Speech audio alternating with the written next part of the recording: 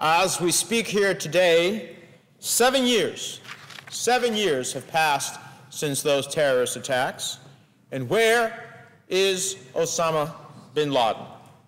Where is the man who killed 3,000 of our fellow Americans?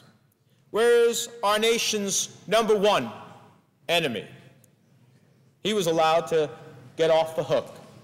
He was allowed to rebuild his terrorist organization to pre-September 11th strength, as has been noted by testimony before the Senate Foreign Relations Committee, of which I am a member of, has been noted in various official reports. He was allowed to establish his own safe zone along the Afghanistan-Pakistan border. Now, I don't think any American would disagree that the words Osama bin Laden and safe should never be uttered in the same sentence. Why is he living in a safe zone?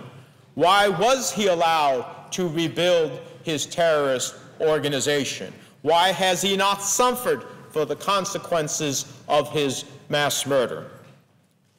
And I would say the answer to that question is because President Bush, who was so steadfast in his call to go after bin Laden and smoke him out of his hall, with the backing of a unified country in the days after September 11th, of which I was squarely with the President in that regard, decided not to commit the military force necessary to finish the job when bin Laden and al-Qaeda was cornered in the mountains of Afghanistan.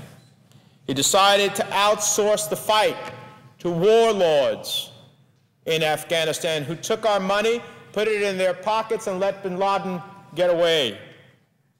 He decided that the war against those who actually attacked us wasn't worth the absolute commitment of the most powerful, sophisticated, technologically advanced military in the world. And instead, he committed the full force of the United States military to invade Iraq and police another country which had no part in the murder of 3,000 Americans. Now, as bad as that sounds, the reality is even worse than that. It wasn't just about the White House losing its focus. They misled the American people so that they could start a new war. They assumed Afghanistan would stabilize himself and that maybe bin Laden would maybe turn up one day. So let's add up the running tally of these ill-fated decisions of President Bush. A forgotten war against the real terrorist threat in Afghanistan along the Afghan-Pakistan border, plus misleading the American people into a war of choice, not a war of necessity, where no one from al-Qaeda or bin Laden was engaged in, a stunning disaster of a war that had no connection to September 11th, increased anger in the Middle East, squandered international goodwill, becoming entrenched as Iraq's national police force, a military stretched thin, less able to respond to the real challenges to this country where Afghanistan and Pakistan's border are. I was there just earlier in August with the distinguished majority leader. I heard what our generals said. They said they needed 10,000 troops minimally now, not next year, now, to face the challenges that they are having in the resurgence of the Taliban and the new tactics that they have acquired from al-Qaeda and al-Qaeda that is rushing over that border. Plus, $600 billion in U.S. taxpayers' money, easily going well over $1 trillion to secure and rebuild another country that we were told, I sat at those hearings, we were told when we asked, well, how much is this engagement going to cost? Oh, we were told not more than $50 billion. Max. Well, $600 billion later, 12 billion a month and rising.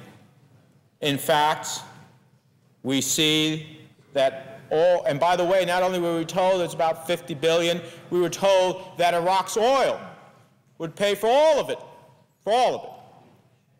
And what we have seen is $600 billion of the taxpayers' money later, rising clearly in excess of $1 trillion, and Iraq having a surplus in its budget. We're running deficits. Iraq has a surplus in its budget of about anywhere between $50 and $70 billion, and yet we still continue to pay for their reconstruction. I was there this past January. And of course, beyond all of this, the most important, incalculable loss, over 4,100 American servicemen and women who have been lost in Iraq. Now, what does this all add up to? It adds up to, in my view, less security here at home when one terrorist mastermind responsible for the deaths of at least 3,000 dead Americans, plotting and planning yet again in his very own safe zone to pre-September 11th strength. That's a huge challenge. Afghanistan and Pakistan are the epicenter of the threats to our nation.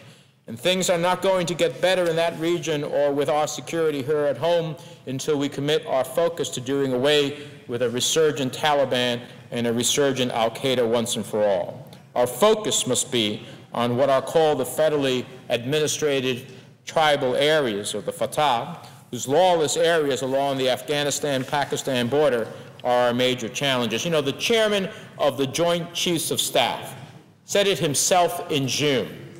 And so let me quote him, because this is the ultimate authority advising the president. He said, and I quote, "I believe fundamentally, if the United States is going to get hit, it is going to come out of the planning that leadership in the Fatah is generating, their planning and direction."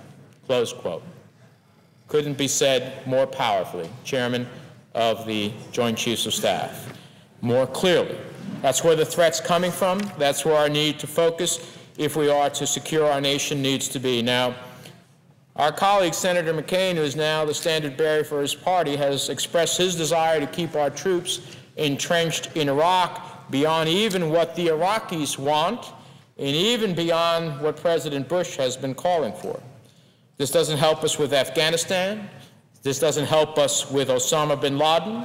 This doesn't help us target the threat of the nation that is most vibrant.